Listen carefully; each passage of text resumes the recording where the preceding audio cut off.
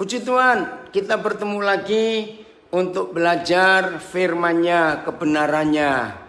Baik, tema yang kita mau pelajari hari ini, belajar menempatkan firman-Nya di posisi yang tepat. Saya ulangi, belajar menempatkan firman-Nya di posisi yang tepat.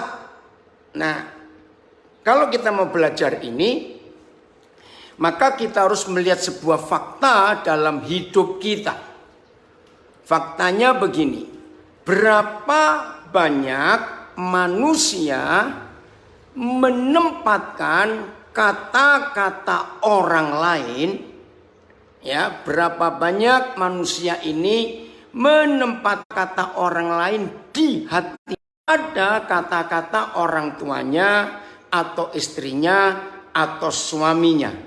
Mengerti nggak pertanyaan saya ini? Artinya begini.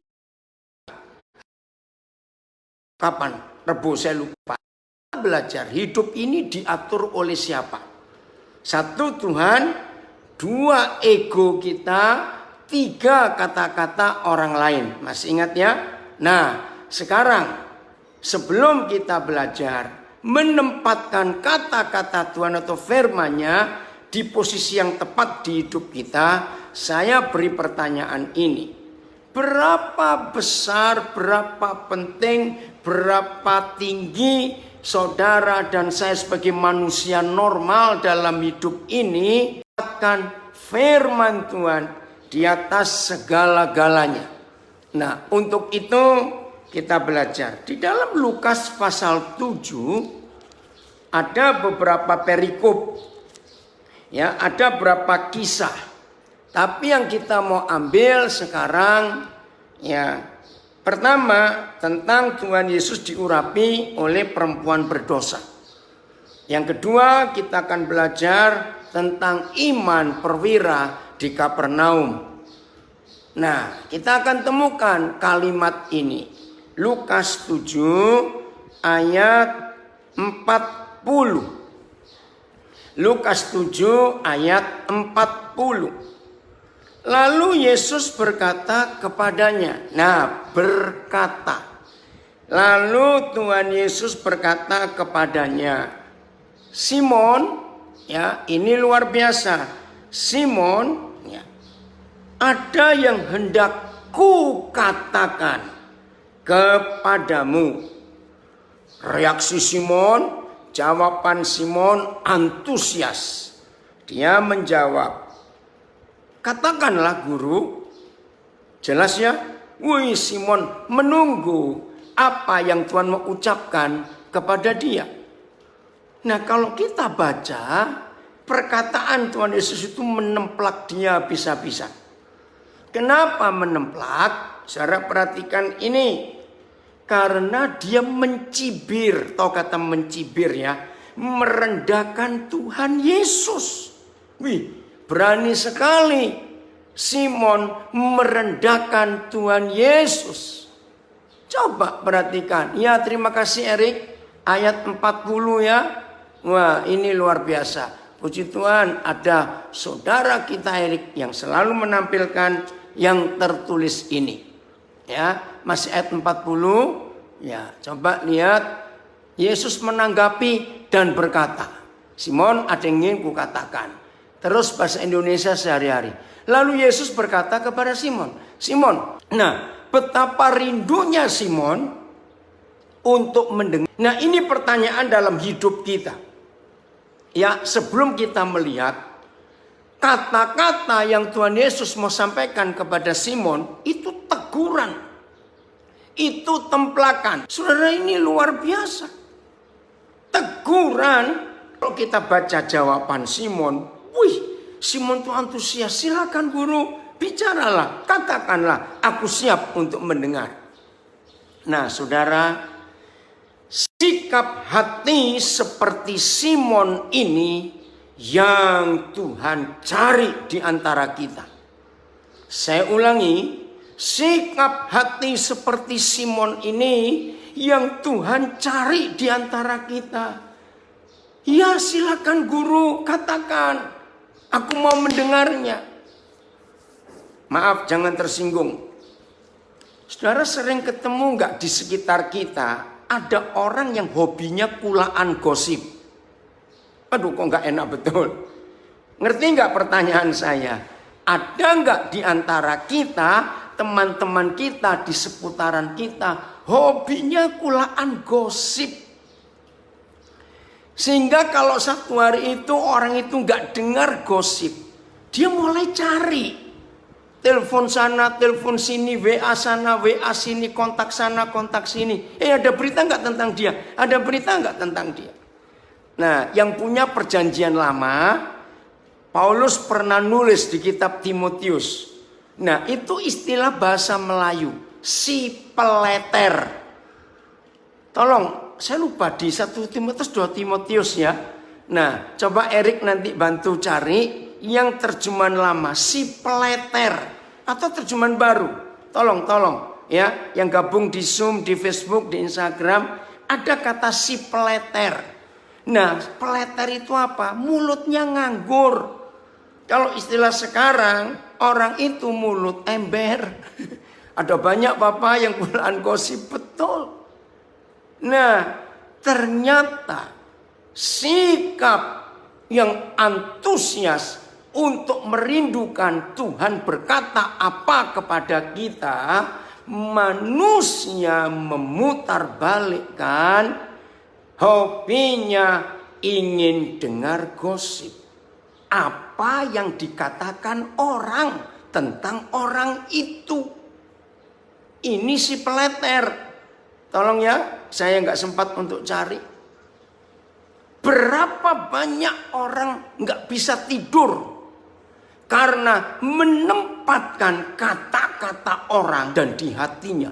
Dan kata-kata itu mempengaruhi metabolisme tubuhnya. Sampai asam lambung naik, tekanan darah nggak terkontrol, detak jantung kacau. Karena menempatkan kata-kata orang di posisi yang salah.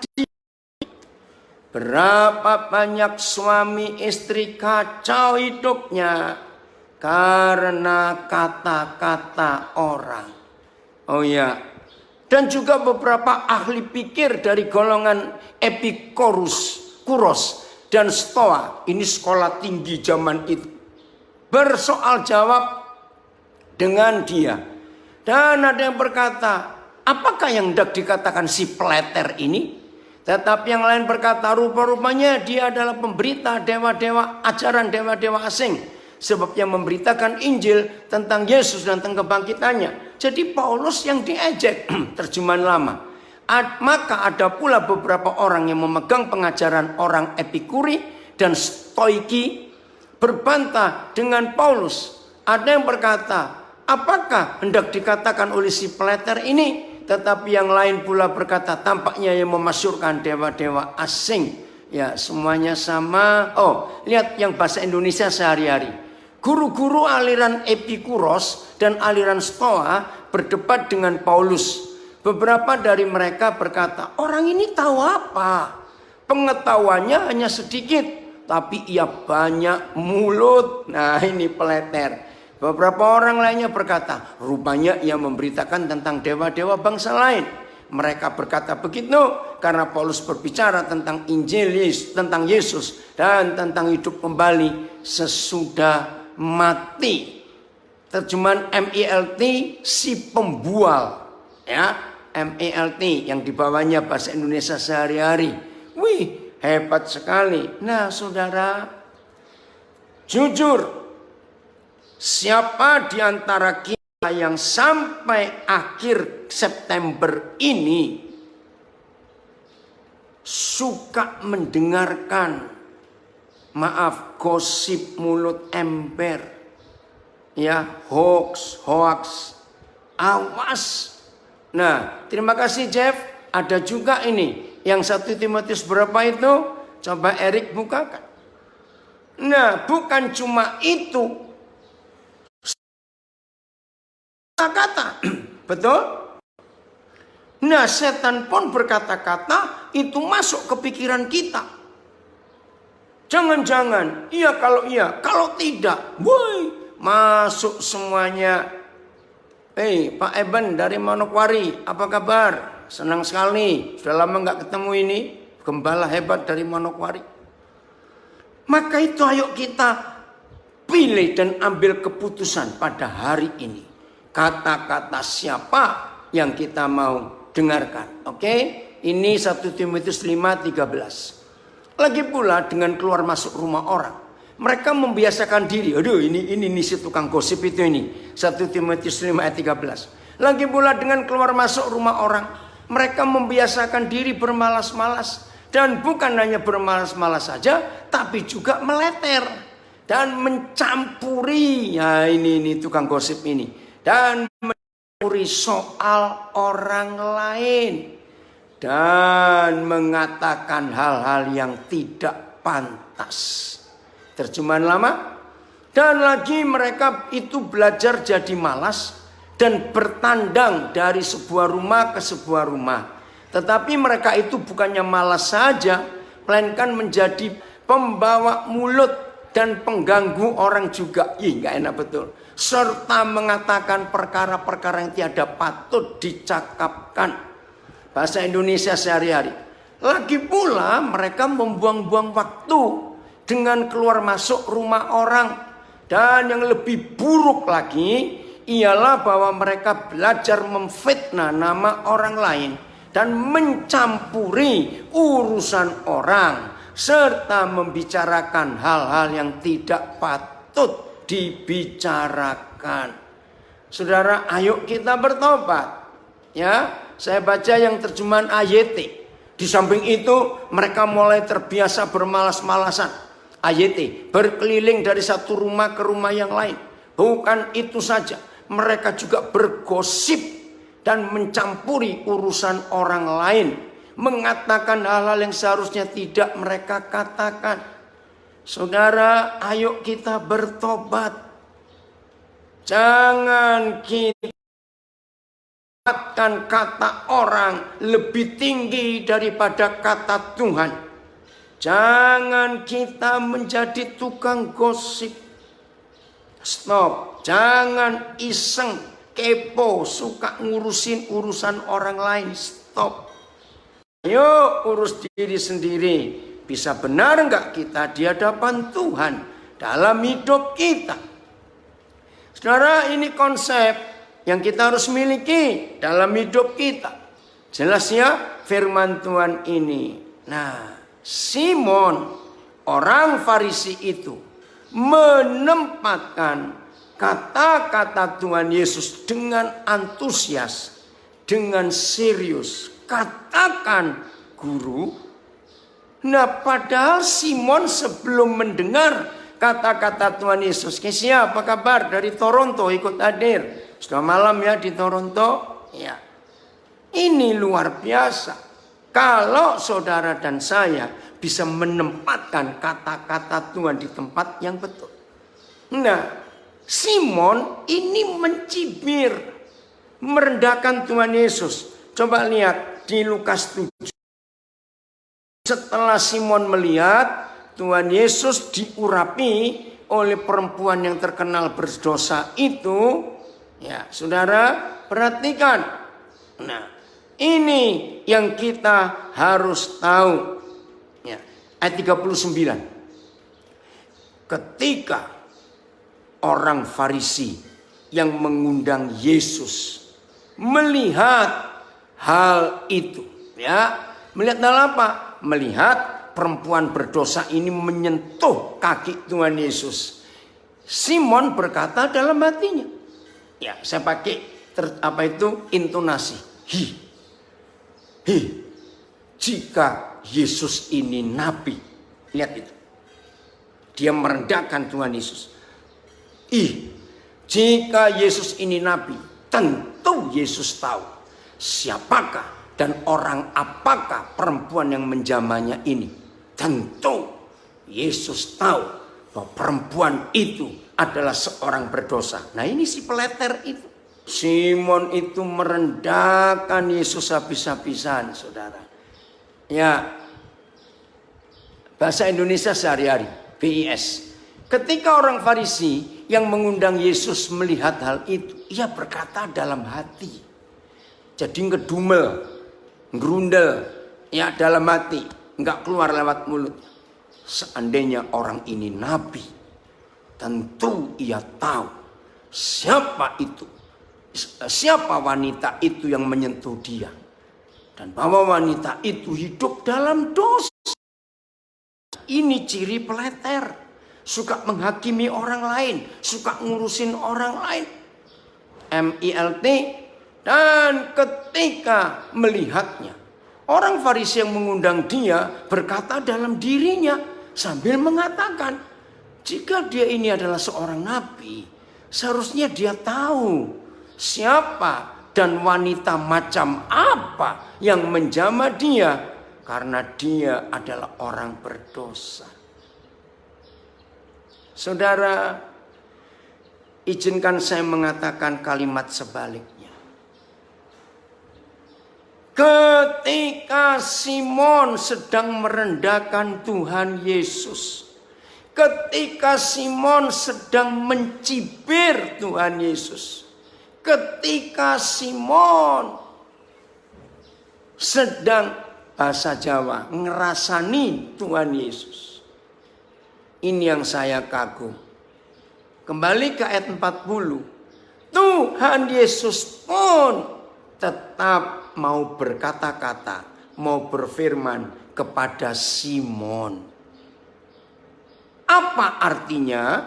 Ya, jadi ketika Tuhan Yesus tahu Simon itu sedang ngerasanin Tuhan Yesus, ngomongin Tuhan Yesus, sedang merendahkan Tuhan Yesus, tetap Tuhan Yesus ingin berbicara, berkata-kata kepada Simon. Nah, ini yang saya mau ambil 180 derajat sebaliknya. Kalau kepada orang yang sedang ngomongin Tuhan Yesus, sedang mengerasani Tuhan Yesus, sedang pokoknya jahat hatinya, tapi Tuhan kata kepada Simon, pertanyaan saya, pernyataan saya, sikap saya dengan kejadian ini, dengarkan. Masa sih kepada saudara dan saya yang merindukan firman Tuhan, kata-kata Tuhan yang benar, Tuhan gak berfirman kepada kita? Gak mungkin. Yang sedang berdosa ngomongin Tuhan Yesus, ngerasanin Tuhan Yesus, merendahkan Tuhan Yesus, mencibir Tuhan Yesus. Tuhan Yesus tetap ingin berkata-kata. Apalagi kepada kita yang rindu firman-Nya. Bisa ngerti nggak kalimat ini, saudara? Terima kasih. Berarti kepada saudara dan saya yang jauh lebih merindukan kata-kata Tuhan, pasti Tuhan akan berkata-kata terus kepada kita, kekasih Tuhan. Ya. Terus lihat apa kata-kata Tuhan Yesus kepada Simon ayat 41. Wah, ini templakan, saudara, ya. Ya, ayat 41. Ada dua orang yang berhutang kepada seorang pelepas uang, rentenir bahasa Belandanya, ya, tukang menghutangi orang. Yang seorang berhutang, saya pakai uang sekarang. Yang seorang berhutang 5 miliar rupiah, yang lain berhutang ya 5 miliar dan 500 ribu, perhatikan. Karena mereka tidak sanggup membayar, maka ia dua orang itu. Pertanyaan Tuhan Yesus, kata-kata Tuhan Yesus kepada Simon, siapakah orang itu yang akan terlebih mengasihi rentenir itu? Jawab Simon. Woi, dengan bangga Simon menjawab, aku kira yang paling banyak dia bosan hutangnya yang 5 miliar tadi. Kata Yesus kepada Simon, betul betul pendapatmu itu. Tegas, betul pendapatmu itu. Nah, yang tidak enak itu ayat 44. Lihat ayat 44, tidak enak sama sekali. Dan sambil berpaling kepada perempuan itu, Yesus berkata kepada Simon. Nah, banyak yang nggak teliti melihat apa adegan ini. Tahu kata adegan ya? Melihat apa adegan? Peristiwa ini. Ayo, saya mau tunjukkan nggak enaknya di mana. Ya. Kalau saudara diajak ngomong oleh seseorang, ya diajak bicara. Ternyata orang yang mengajak bicara kita itu ngelihat ke orang lain. Ngerti nggak? Di dalam pelajaran body language, bahasa tubuh, ini penghinaan, ini merendahkan. Lo ngomongnya kepada Simon, kok ngelihatnya ke perempuan itu? Saudara, kiranya tidak ada seorang pun di antara kita yang diperlakukan Tuhan Yesus seperti itu. Jangan sekali-kali. Maka itu banyak orang bisa mendengar Tuhan berkata-kata. Tapi Tuhan Yesus sambil melihat ke arah lain. Berarti hidup saudara dan hidup saya sedang tidak beres saat itu. Maka itu posisikan. Ya, saya ulangi, maka itu posisikan. Hidup kita benar di hadapan Bapa di surga. Sehingga kalau Tuhan berfirman, langsung melihat ke kita. Ini gak enak. Nah, maka itu saya ulangi lagi. Kepada orang yang sedang mencibir dan merendahkan Tuhan Yesus saja, Tuhan masih bisa berfirman, masih bisa berkata-kata kepada orang itu. Dan dengan antusias dan dengan semangat, Simon menantikan. Silakan katakan, Guru. Ya, Tuhan Yesus berkata. Maka itu ayo hari ini masing-masing kita periksa diri. Kita ada di posisi yang mana? Betul ya? Oh saudara, kisah ini luar biasa. Ya, nanti saya akan coba kembali. Ya. Maka itu mari kita cari di hidup kita. Maaf. Posisi kita yang seperti apa dalam hidup ini. Ya, sekarang kita lihat yang berikut. Yaitu Lukas 7 tetap. Ayat 7. Maaf, ayat 7. Erik, Lukas 7 ayat 7. Kita lihat ini. Wah, ini luar biasa. Hal yang sama. Tuhan berkata. Lukas 7 ayat 7. Kita tunggu. Ya, tadi ya. Kita lihat. Tuh. Ini luar biasa. Sebab itu. Maaf. Ya, sebab itu aku juga menganggap diriku tidak layak untuk datang kepadamu.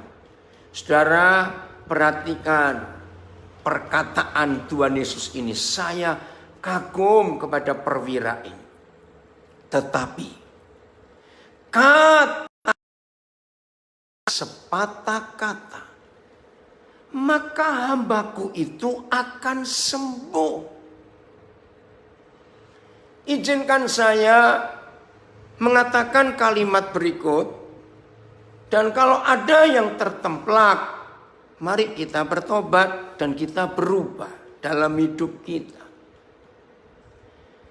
Secara istilah gereja, secara istilah rohani, ya, kalau ada orang memohon kepada Tuhan Yesus untuk menyembuhkan entah dirinya atau anggota keluarganya atau orang lain, perhatikan, pasti kita pakai kalimat klasik, ya, yang kelihatannya rohana, saudara. Salah 1000% salah.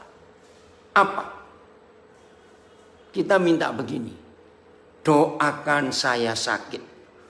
Doakan anak saya sakit.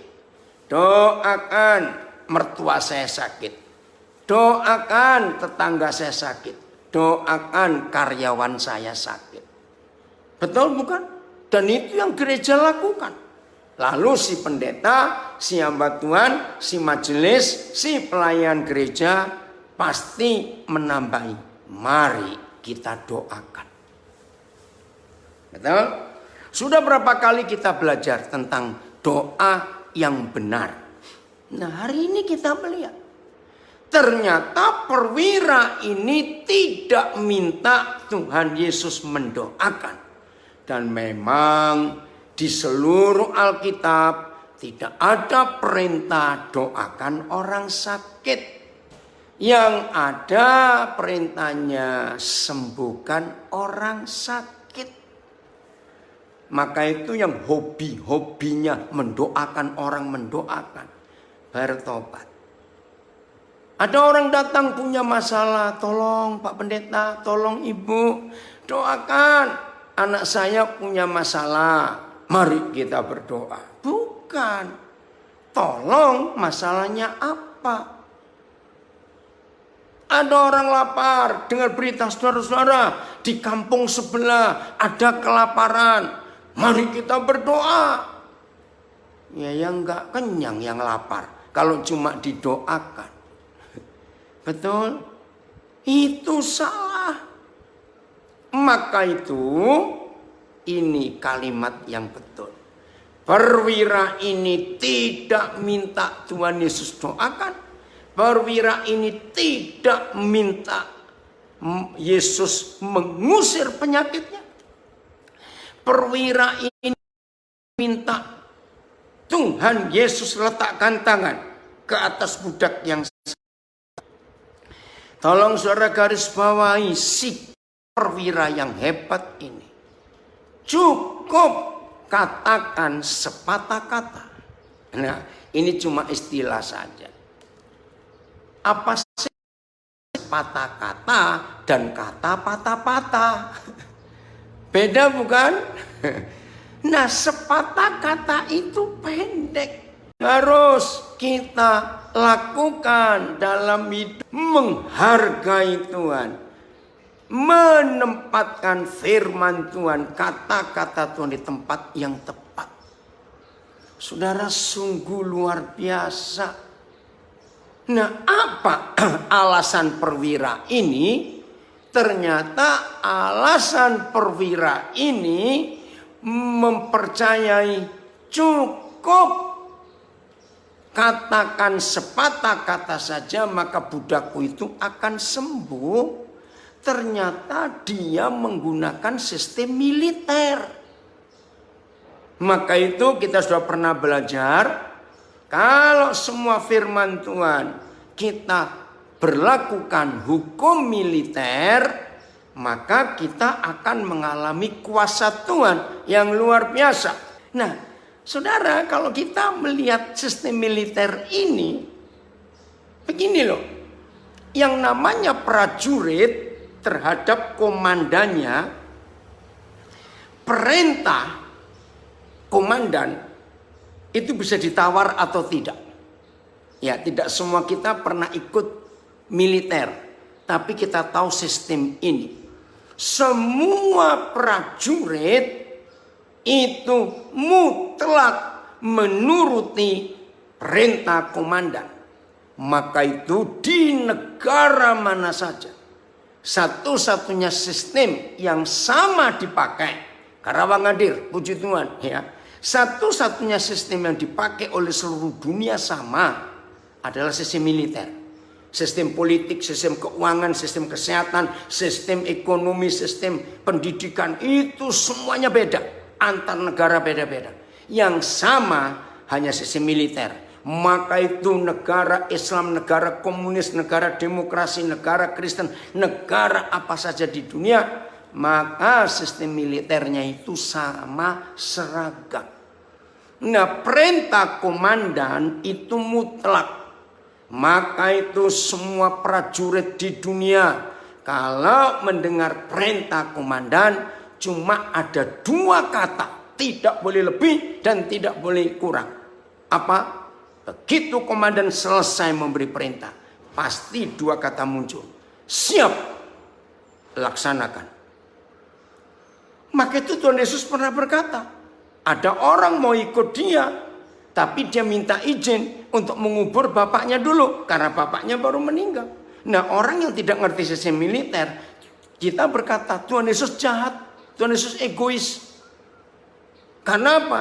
Tuhan Yesus berkata, ya sudah, kalau kamu mau ngubur bapakmu, berarti kamu gak bisa jadi muridku. Loh, kan kejam sekali. Nah, itu prajurit dengan komandan. Prajurit yang diberi perintah oleh komandan tidak ada alasan. Izinkan saya mengubur bapak saya dulu. Izinkan saya ke rumah sakit, istri saya sedang melahirkan. Izinkan saya ke rumah sakit, anak saya kecelakaan. Enggak ada. Saudara, inilah prinsip militer. Maka itu Lukas 14 banyak orang yang enggak bisa ngerti. Barang siapa hendak menjadi muridku, hendaklah yang membenci ayahnya, membenci ibunya, membenci istrinya, membenci anaknya laki perempuan saudaranya. Wih, sadis sekali. Nah, itu enggak sadis kalau pakai sistem militer. Arti membenci di situ adalah lebih tunduk kepada komandan daripada anggota keluarga. Dan semua prajurit sebelum dilantik jadi prajurit ada sumpah. Ya, sumpahnya taat kepada perintah komandan. Jelas ya? Nah, begitulah perwira ini dengan iman. Dia berkata, cukup katakan sepatah kata saja, maka budakku ini sembuh. Minta didoakan, bukan minta setannya diusir, tidak minta supaya Tuhan Yesus numpang tangan. Dengan firman, cukup katakan sepatah kata saja. Maka itu ketika banyak orang gak suka prinsip saya paling gak suka mendoakan orang, saya paling gak suka ngajak orang mendoakan orang lain. Yang saya suka kata komandan, berkati orang, tolong orang susah, hibur orang yang gak punya pengharapan, beri makan yang lapar, sembuhkan yang sakit. Jadi bukan mari kita doakan, karena perintah dari Tuhan kita. Ini yang harus kita pakai. Nah, puji Tuhan, ada yang mengaku menuliskan, saya sudah sering. Coba saya bacakan tulisan bagus dari, saya belum kenal Ibu Melati ini dari Surabaya. Saya sudah sering dengar kisah perwira ini, tapi baru kali ini dikupas ada sistem militer yang harus diterapkan dalam iman kita, lebih taat kepada Tuhan. Betul. Maka itu begini alasan perwira itu, ayat 8. Ya, Lukas 7 ayat 8. Tolong Erik bukakan. Ya. Tetapi katakan saja sepatah kata, maka hambaku itu akan sembuh. Ya, ayat 8 Lukas 7. Woi, ini hebat. Sebab, nah perhatikan, sebab inilah alasannya. Mengapa perwira ini yakin kalau Tuhan Yesus ngomong sepatah kata saja, setan pun tunduk. Sebab aku sendiri seorang bawahan, dan di bawahku ada pula prajurit. Jika aku berkata kepada salah seorang prajurit itu pergi, maka ia pergi. Dan kepada seorang lagi datang, maka ia datang. ataupun kepada hambaku yang sakit itu loh saudara. Kerjakanlah ini, maka ia mengerjakannya. Jadi perwira ini menempatkan Tuhan Yesus di posisi Tuhan yang punya otoritas di dalam mulutnya. Ayat 6, saya mundur lagi. Lukas 7 ayat 6. Ini yang mengagumkan. Ya. Nah, Erik tolong ayat 6 dibukakan dengan beberapa terjemahan itu. Ya. Lalu Yesus pergi bersama-sama dengan mereka. Ketika ia tidak jauh lagi dari rumah perwira itu, perwira itu menyuruh sahabat-sahabatnya untuk mengatakan kepadanya. Ini yang mengagetkan saya. Perwira ini memanggil Yesus itu apa? Tuhan. Sama dengan Tuhan. Susah-susah. Sebab aku tidak layak menjadi Tuhan di dalam rumahku. Terjemahan lama. Maka Yesus pun pergilah bersama-sama dengan mereka itu. Apabila mereka itu sudah dekat dengan rumah itu, maka disuruhkan oleh penghulu sahabatnya pula kepadanya mengatakan, nah, terjemahan lama lebih jelas, ya Tuhan, janganlah bersusah karena sahaya tidak layak dilawati oleh Tuhan ke dalam rumah sahaya. Dalam bahasa itu sahaya itu lebih rendah dari saya. Ya, dalam bahasa Indonesia, oh Bapak, ya, ada nggak yang memakai kata Tuhan lagi? Oke, ternyata terjemahan lama lebih jelas kata Tuhan. Cukup Erik. Nah, saudara, bayangkan posisi Tuhan itu, ya, tolong dicatat pengertian ini. Tuhan Yesus menduduki posisi Tuhan. Ya, menurut Kisah Rasul 2 dan Efesus 1, setelah dia ditinggikan oleh Bapa di surga, Bapa Yahweh duduk di sebelah kanan tahtanya di surga. Itu Kisah Rasul 2 dan Efesus 1. Jadi Tuhan Yesus memiliki, menjabat, menduduki posisi sebagai Tuhan. Itu setelah lewat proses yang panjang. Ya, dijual dulu oleh Yudas. Ditangkap oleh perintah ahli-ahli Taurat, imam-imam, oleh tentara Romawi. Dibawa ke rumah imam besar Kayafas. Diadili. Dibawa ke Pilatus, balik lagi. Akhirnya Yesus disiksa. Hancur wajahnya, hancur tubuhnya.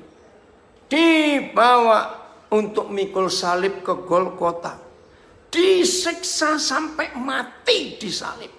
Dikuburkan. Masuk turun ke kerajaan maut. Dibangkitkan. Hidup kembali 40 hari masih ada di dunia rohnya, lalu naik ke surga. Nah, saudara bayangkan dari peristiwa perwira Kapernaum itu sampai Tuhan Yesus mencapai posisi Tuhan, itu kan masih panjang. Tapi yang mengagetkan, ternyata perwira ini adalah satu-satunya orang. Satu-satunya. Atau kalau saya nggak berkata, perwira ini adalah orang pertama di dunia yang memposisikan Yesus sebagai Tuhan. Sebelum Tuhan Yesus sendiri berkata dia itu Tuhan. Ini kan luar biasa. Dari mana dia punya konsep iman sehebat itu? Cukup katakan sepatah kata saja. Padahal proses Tuhan Yesus untuk mencapai posisi Tuhan itu lewat berapa tahapan.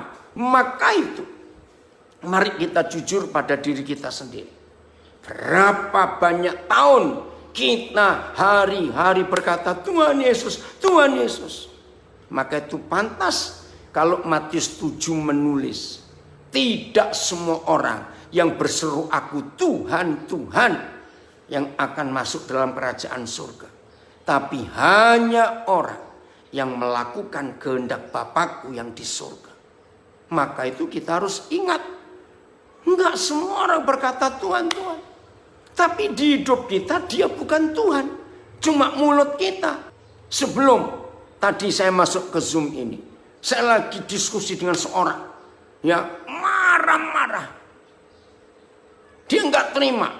Ya, ini urusan pernikahan anak. Aduh, sudahlah, sampai saya kaget. Ganas sekali. Saya bilang, kamu jangan jadi Tuhan. Untuk beresin, untuk ngatur semua. Biar Tuhan itu Tuhan. Yaitu Yesus Kristus. Kita merendahkan hati. Nah, jangan tersinggung. Kalau calon besanmu ngomong seperti itu hak dia.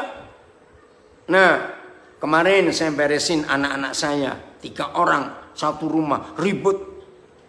Nah, saya bilang kepada yang satu paling panas hatinya, bukan dia yang salah, tapi Tuhan sedang mendidik kamu untuk kamu lulus ini. Nah, begitu pula kepada orang yang baru saya sharing sebelum saya masuk Zoom ini.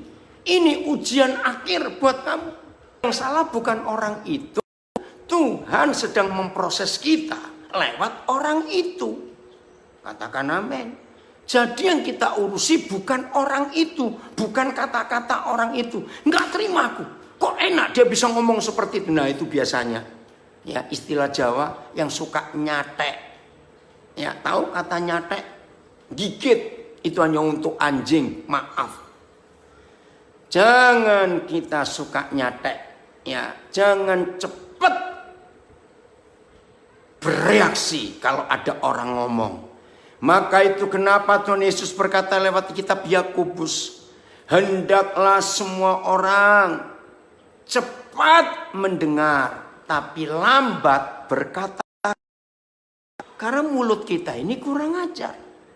Wira ini bisa begitu hebat mengetahui Yesus ini Tuhan. Jauh sebelum Papa di surga sendiri berkata anaknya ini adalah Tuhan. Ngerti nggak pendapat ini? Saya tuh kagum loh saudara pada perwira ini. Papa di surga aja belum ngomong kok kalau Yesus itu Tuhan. Karena itu baru ada di Kisah Rasul. Hebat ya. Nah, sekarang kita buka Lukas 7 ayat yang ke-9. Nah, maka itu kalau hari ini saudara dan saya bisa menempatkan kata-kata Tuhan di tempat yang tepat, hidup ini luar biasa. Ya, Erik, ayo. Lukas 7 ayat 9. Ini luar biasa. Ayat 9. Setelah Yesus mendengar perkataan itu. Perkataan apa? Pengakuan iman perwira ini. Tentang posisi kata-kata Tuhan Yesus. Setinggi itu. Saya ulang. Lukas 7:9, setelah Yesus mendengar perkataan itu, Yesus heran akan dia. Dan sambil berpaling kepada orang banyak yang mengikuti dia. Erik, coba carikan terjemahan lamanya. Yesus berkata, aku berkata kepadamu, iman sebesar ini tidak pernah, bukan belum pernah. Tidak pernah aku jumpai sekalipun di antara orang Israel atau orang Yahudi. Berarti jelas perwira ini bukan orang Yahudi. Karena di antara orang Yahudi aja nggak ada yang punya iman sehebat itu. Nah, ini kan lebih mengagumkan lagi. Terjemahan lama. Apabila didengar oleh Yesus demikian, heranlah Yesus akan dia. Lalu berpaling kepada orang banyak yang mengikut dia, katanya, aku berkata kepadamu ya, di antara orang Israel sekalipun Belum pernah aku melihat iman yang sebegitu besar. Bahasa Indonesia sehari-hari. Yesus heran mendengar itu. Ia menoleh dan berkata kepada orang banyak, BIS-nya itu. Yesus heran mendengar itu. Ia menoleh dan berkata kepada orang banyak yang sedang mengikutinya, bukan main orang ini. Di antara orang Israel pun belum pernah aku menemukan iman sebesar ini. Bukan main orang ini. Saudara, ayo jawab. Kira-kira kita semua kita rindu enggak Tuhan Yesus ngomong kepada banyak orang, bukan main kamu Wilfred, bukan main kamu Inge, bukan main kamu Jeffrey, dan siapa saja. Bukan main. Kapan kata-kata itu akan muncul? Setelah saudara dan saya menempatkan firman Tuhan di atas mulut orang. Kalau saudara dan saya sudah bisa menempatkan firman Tuhan di atas kata-kata orang, di atas kata-kata setan yang sering ganggu otak itu, saudara, sampai nggak bisa tidur jadi orang aneh. Kalau saudara sudah bisa menempatkan kata-kata Tuhan di posisi yang tepat, Yesus itu Tuhan, hidup ini dahsyat. Maka itu Mazmur 107 disampaikannya firman-Nya dan disembuhkannya mereka. Itu obat. Mazmur 107 ayat 20 nanti baca. Nah, sekarang Lukas 7 ayat 10. Ini dahsyat hasil iman, hasil menempatkan kata-kata Tuhan Yesus di tempat yang tepat. Ya, Lukas 7 ayat 10. Oh, terima kasih Bapak, Engkau mengajar kami dengan hal yang luar biasa. Dan setelah orang-orang yang disuruh itu kembali ke rumah, didapatinya hamba itu telah sehat kembali. Pertanyaannya, Tuhan Yesus ngomong sepatah kata yang diminta oleh perwira itu? Apa jawabnya? Tidak. Tuhan Yesus ngusir setan penyakitnya? Tidak. Tuhan Yesus berdoa, meletakkan tangan? Tidak. Loh, kok aneh? Wah, ini luar biasa. Terjemahan lama. Setelah suruh itu kembali ke rumah itu, lalu didapatinya hamba itu sudah sembuh. Bahasa Indonesia sehari-hari, ketika orang rumah perwira itu, hamba itu sudah sembuh. Oh, terima kasih Tuhan, terima kasih. Nah, saya akan simpulkan,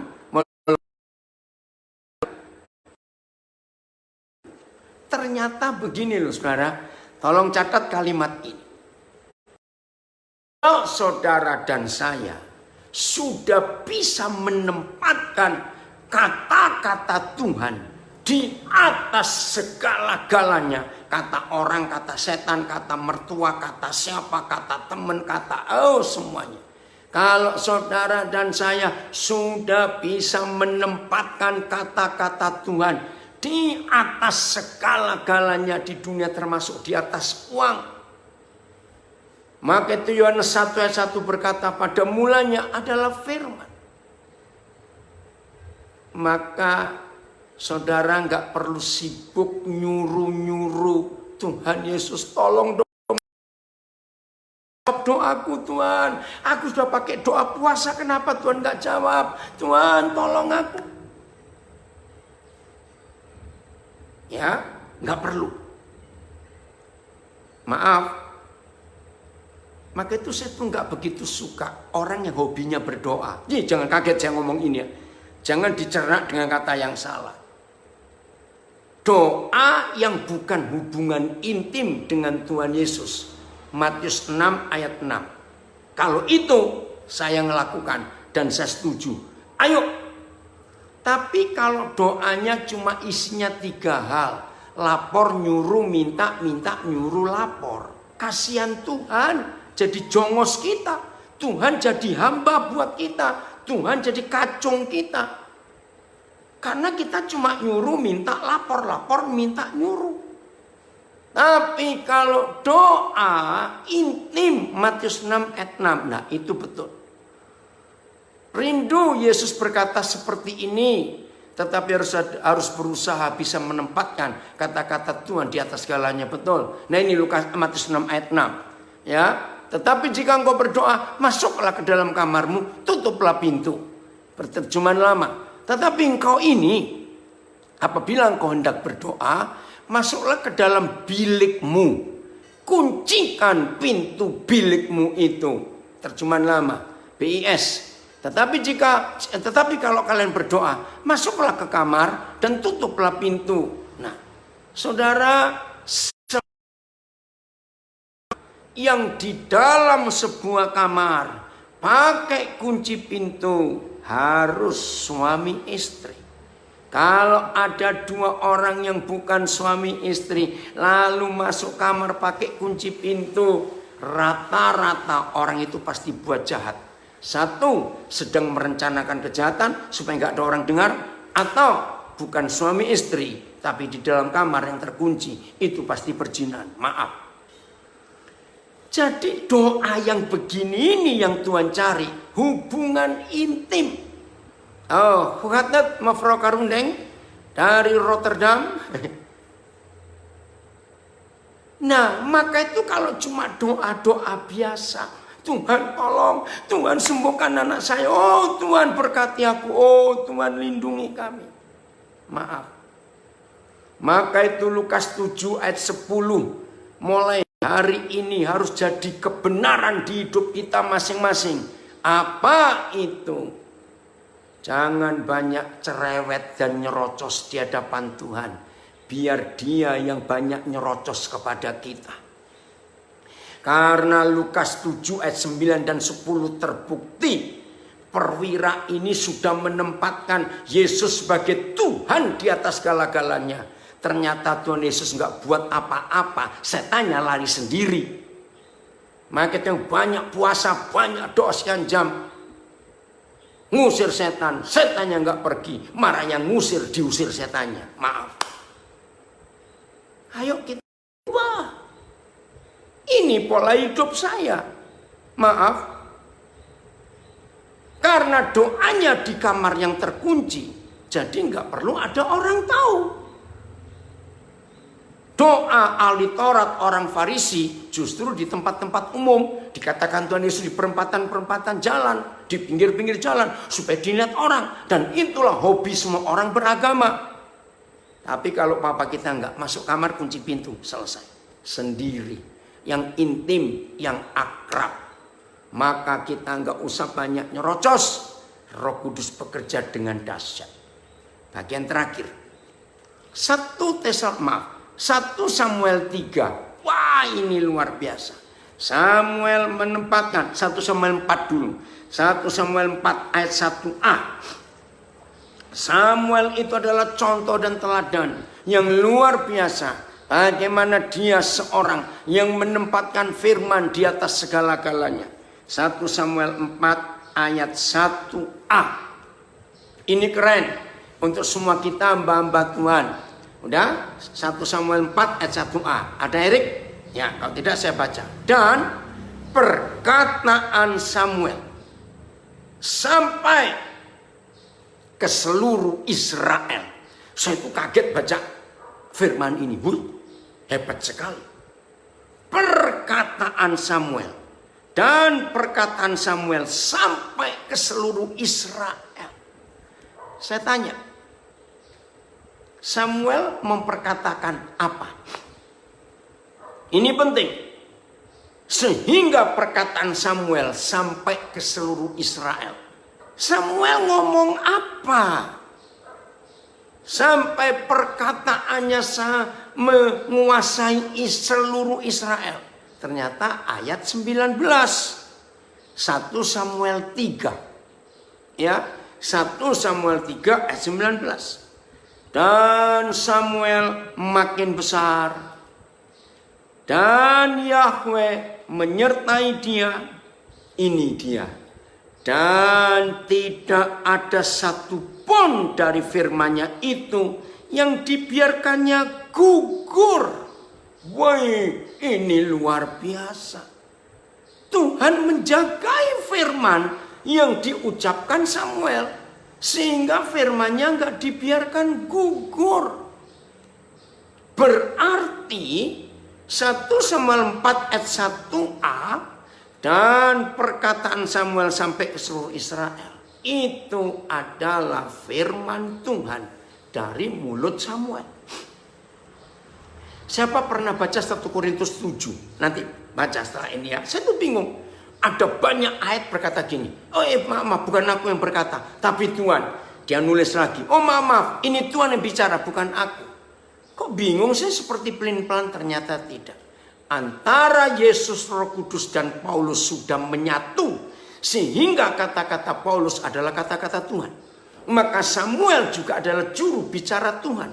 Maka mulut Samuel adalah mulut Tuhan sendiri. Nggak pernah salah ngomong. Wih, ini luar biasa, saudara.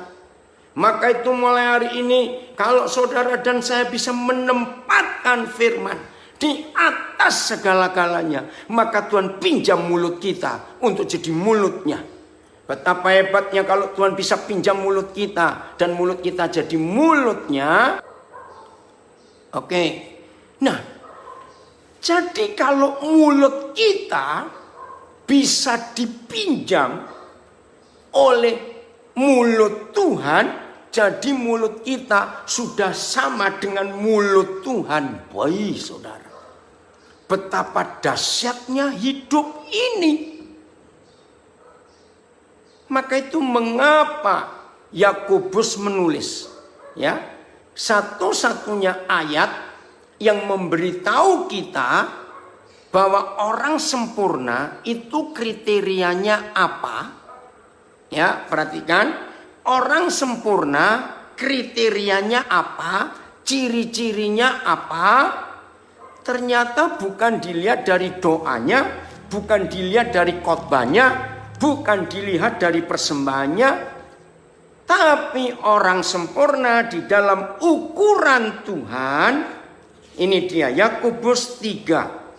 Ya, kita lihat Yakobus pasal 3 ayat 3. Maaf. Ayat berapa ini ya? Oh, ayat 2. Yakobus 3 ayat 2. Maaf. Sebab kita semua bersalah dalam banyak hal. Ini manusia, ya, kita semua bersalah dalam banyak hal. Barang siapa, ya, pelan-pelan. Barang siapa tidak bersalah dalam ia adalah orang sempurna yang dapat juga mengendalikan seluruh tubuhnya. Terima kasih Pak Jaya. Ya, saya bacakan juga. Ini dia. Sebab kita semua bersalah dalam banyak hal. Barang siapa tidak bersalah dalam perkataannya, ia adalah orang sempurna yang dapat juga mengendalikan seluruh tubuhnya.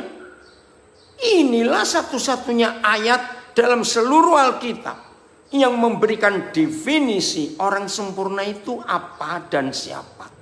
Ternyata orang sempurna adalah orang yang gak pernah salah dalam perkataannya. Aduh, padahal mulut ini paling kurang ajar. Maka itu mulai hari ini si peleter bertobat. Woi, kata itu tadi peleter, pembual, tukang gosip. Stop. Wah, tukang gosip. Kalau ada dengar kalimat pakai bumbu, jangan beritahu orang lain. Itu tukang gosipnya semangat. Karena dia bisa kulaan barang baru untuk dijual lagi ke orang lain. Satu hari Roh Kudus mengajar. Dan ya, satu hari kamu diajak orang ngomong pakai kalimat itu. Jangan mau dengar. Terus lepas sepatumu. Pukul 13 kali ke pipi kiri orang itu. 14 kali ke pipi kanannya pakai sepatumu. Ih, Tuhan sadis sekali. Iya, lo kenapa? Perhatikan kalimatnya. Aku beritahu kamu ya. Tapi jangan kasih tahu orang lain. Berarti orang itu menganggap saudara kucing dan kera. Perkataan si peleter itu. Kan dia ngomong, aku beritahu kamu ya. Tapi jangan kasih tahu orang lain. Nah, tukang gosip itu paling suka kalau mendengar seperti itu. Maka buat tukang gosip, ini kulaan barang berharga. Berarti cuma dia yang tahu dengan orang itu. Tapi Tuhan bilang tampar pipi kiri kanannya dengan sepatumu. Saya bilang jahat sekali. Karena orang itu menganggap saudara bukan orang. Yang gak boleh tahu itu cuma orang lain. Orang yang gak boleh tahu. Nah berarti saudara menyetujui dong. Oh saya baru ngerti. Bertobat gak dari mendengar kata-kata si peleter itu. Hormati kata-kata Tuhan. Ada. Pasti bukan. Orang yang tiba-tiba dikatai anjing menyala. Nah itu salah. Salahnya di mana? Nah, saudara anjing atau orang? Maaf. Loh, saudara anjing atau orang? Loh, betul? Kalau kita orang dan ada orang ngomong anjing kamu, terus kita noleh. Siapa? Yang mana? Loh, betul tidak? Kita bukan anjing, kita orang. Maka itu nggak perlu bereaksi. Kalau orang ngomong anjing lu, langsung kita noleh. Yang mana? Di mana dia? Wow, itu kebenaran. Jadi hari ini hiduplah seperti Samuel. Perkataan Samuel sampai ke seluruh Israel. Karena Tuhan pinjam mulutnya untuk menyatakan kebenaran. Ini luar biasa, saudara. Terus kita kembali ke 1 Samuel. Pak Jaya, 1 Samuel 3 ayat 20. Ya, jadi nanti kalau baca 1 Samuel 3 mulai 19:21 ya. Lanjut sampai pasal 4 ayat 1a. Itu satu kesatuan. 1 Samuel pasal 3 ayat 20. Apa yang terjadi ketika firman Tuhan tidak pernah gugur dari mulut Samuel? Apa yang terjadi setelah Icing ada di Sydney? Hahaha, tertawa. Betul ya Cing ya? Kalau bukan anjing ngapain kita marah? Dikatakan anjing. Oke, makasih Pak Jaya. Ayat 20. Ya. Setelah firman-Nya nggak dibiarkan gugur oleh Tuhan, jadi Tuhan pinjem mulut Samuel menjadi mulutnya, maka itu tukang gosip mulutnya nggak bisa dipinjam Tuhan.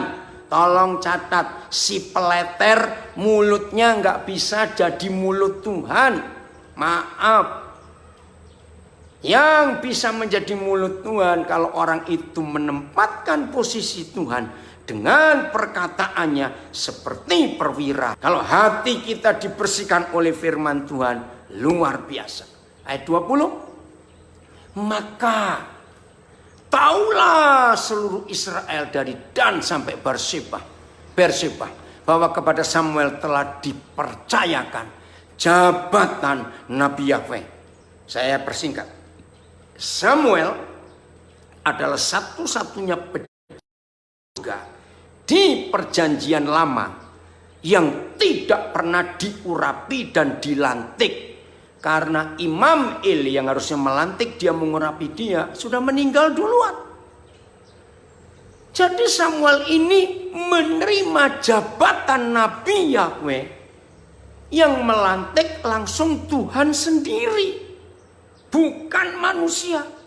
Maka taulah seluruh Israel dari Dan sampai Berseba bahwa kepada Samuel telah dipercayakan jabatan Nabi Tuhan. Maka itu rekan-rekan yang gak pernah dilantik oleh denominasi saudara, gak apa-apa. Jauh lebih berharga pelantikan Tuhan. Sebab pelantikan organisasi, surat pelantikannya setan gak bisa baca. Tapi kalau pelantikan surga, setan akan tahu kita ini diutus siapa. Itu jawabannya. Luar biasa. Saudara, ayat 21. Nah, ini nggak boleh stop dalam hidup kita. Dan Yahweh, 1 Samuel 3:21. Dan Yahweh selanjutnya. Tahu nggak arti kata selanjutnya? Nggak pernah berhenti. Terus, lanjut. Ya, terus, nggak habis-habisnya. Ini yang harus terjadi di hidup saudara dan hidup saya. Dan Yahweh selanjutnya. Jadi terus. Menampakkan diri di Silo. Sebab ia menyatakan diri di Silo kepada Samuel dengan perantaraan firman-Nya. Awas, yang selalu dinyatakan dalam hidup kita adalah firman tetangga, firman teman, firman setan, firman orang. Rugi hidup kita. Maka mulut kita nggak akan bisa dipinjam menjadi mulut Tuhan. Jeff, baru sadar kamu ya. Jangan kasih tahu orang lain. Berarti kita bukan orang. Betul. Oh, saudara, luar biasa. Pokoknya enak dan indah kalau mulut kita dipinjam jadi mulut Tuhan. Karena kita menghormati kata-kata Tuhan. Tapi masih ada ya Pak, tukang gosip nganggap itu biasa kalau bergosip. Heran saya, yaitu tadi. Dia itu si kaki 4 itu karena bukan orang. Maaf. Maka itu ayo mulai hari ini. Izinkan mulut kita dipinjam mulut Tuhan. Berkatalah benar. Maka lanjutnya ayat 1a 1 Samuel 4 ini bersambung. Dan perkataan Samuel sampai ke seluruh Israel. Sudah itu ayat 4-nya tadi Pak Jaya, di depan, di bawahnya. Wih, betapa indahnya. Ayat terakhir. Inilah akibat yang paling dahsyat. Keluaran 33 ayat 17 Pak Jaya. Ayat terakhir. Keluaran 33 ayat 17. Wih saudara, kalau mulai hari ini semua kita diizinkan Tuhan mulut kita dipinjam jadi mulut Tuhan. Saudara tahu kata istilah jubir, juru bicara? Saudara tahu setiap kepala negara pasti punya juru bicara, ya? Nah, juru bicara presiden tidak boleh nambahi ngurangi kata-kata presiden. Awas itu. Juru bicara presiden adalah mulutnya presiden. Tapi lewat juru bicaranya. Nah, biarlah mulai hari ini saudara dan saya dipakai sebagai juru bicara dari Bapa di sorga. Jadi Tuhan selalu pinjam mulut kita untuk menyampaikan isi hatinya kepada banyak orang di sekitar kita. Berfirmanlah Yahweh kepada Musa. Keluaran 33 ayat 17. Berfirmanlah Yahweh kepada Musa. Juga hal yang telah kau katakan ini Musa. Yang belum pernah ini saya ingin menunjukkan fakta. Kalau Papa berfirman kepada Musa, juga hal yang telah kau katakan ini akan ku lakukan. Catat pertanyaan saya. Berarti antara Yahweh Tuhan dengan Musa, siapa yang menuruti perkataan siapa? Kaget enggak? Siapa yang menuruti perkataan siapa? Antara Bapa di surga dengan Musa. Jawabannya, yang maha kudus, yang maha besar, menuruti perkataan Musa. Yahweh Tuhan, dia menyatakan sampai Musa mati. Maka di mata Tuhan Yahweh, Musa tidak pernah salah bicara. Wih, saya kaget. Itu yang kebanyakan berdoa, stop. Ngapain lapor-lapor ke Tuhan? Dia maha tahu. Ngapain nyuruh-nyuruh Tuhan? Kita adalah hamba, dia adalah Tuhan kita. Ngapain memberitahu Tuhan tentang ini, tentang itu? Dia sudah tahu. Maka itu doa kita dengan kebenaran yang kita pelajari hari ini harus berubah. Hidup doa kita berubah. Jangan nyerocos sendiri, cerewet sendiri, ngomong sendiri. Biarkan dia yang banyak bicara kepada kita. Sampai firman-Nya jadi hidup kita. Nah, bagaimana caranya? Ada 2 syarat. Masih di ayat 17. Kalau saudara dan saya ingin apa yang Tuhan katakan kepada Musa. Tetap ayat itu Pak Jaya. Keluaran 33 ayat 17. Syaratnya cuma 2. Karena. Nah, kata karena itu kan menunjukkan si alasan. Karena engkau Musa, 1, telah mendapat kasih karunia di hadapanku. 2, dan aku mengenal engkau. I know you by name. Wah, luar biasa. Maka itu kalau dalam hidup saudara dan saya, Papa menemukan 2 hal ini. Kita mendapat kasih karunia. We have found favor in His sight. Di mata Tuhan kita mendapat privilege, favor, anugerah, kasih karunia. Dan dia mengenal kita sampai sedalam-dalamnya hati kita. Maka dengan hidup seperti itu kita dapat mulut kita dipinjam jadi mulut Tuhan. Dan apa yang kita katakan persis seperti yang dia katakan. Tidak ada kata-kata yang keluar dari diri kita sendiri. Haleluya. Hebat ya, Tuhan Yesus memberkati kita semuanya. Kebenaran yang dahsyat ini